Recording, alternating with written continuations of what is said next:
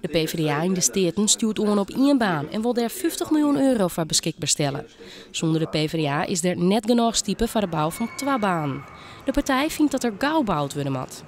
Maar de vernieuwbouw kunnen wij voldoen aan de A-status, dat we internationale wedstrijden hier houden kunnen, dat we een heel rendement kunnen op het gebied van duurzaamheid, dat we heel rendement kunnen op het gebied van economie en werkgelegenheid.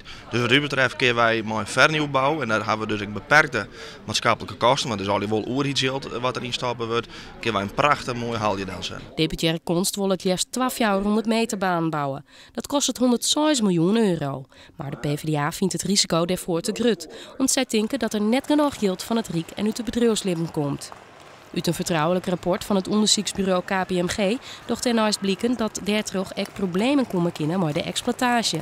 Konst kan wel uit de voeten met de tassissing van de PvdA om eerst alleen de wedstrijdbaan te bouwen. Daar heb je een geweldig begin mee. Ik denk dat u zo leest met het Rijk en ik met het bedrijfsleven dan pas echt serieus van start gaan kunnen. Want dan weten ze wat we willen. De hele Steerten had ik al uitspreken kent. En dan kennen ze ergens bij ons sluiten. Als er uit de merken van het Rijk toch nog 56 miljoen euro bij elkaar wordt, dan zou de tweede baan daarna nog gebouwd worden kunnen. Er binnen al een soort peteren hoe viert, maar tassissings binnen er nog net. Wat wij nou in het komende jaar hier, want zo lang hebben we het realisatiebestuur, allemachtig het proberen is om de rest erbij te krijgen. Als het dus net slaagt, dan nog houden we wat mij betreft de ambitie omheen, maar dan kan het wel eens een jaar of een per jaar later worden. Wij zullen heel duidelijk worden, maximaal 50 miljoen.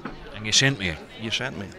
De verschillende partijen maken haar wel zorgen hoe het mat met de exploitatie. Nou, dat is nog steeds een probleem, want Konst je hoort natuurlijk ook wel wat toe zijn door de exploitatie, maar dat is dus ook nog net duidelijk. Dus daar willen wij wel nog nijere informatie over. En dat zal ik matten, want de exploitatie mat echt goed, want anders hebben we in de toekomst direct een probleem. Over 2 weken nemen de Steerten een besluit.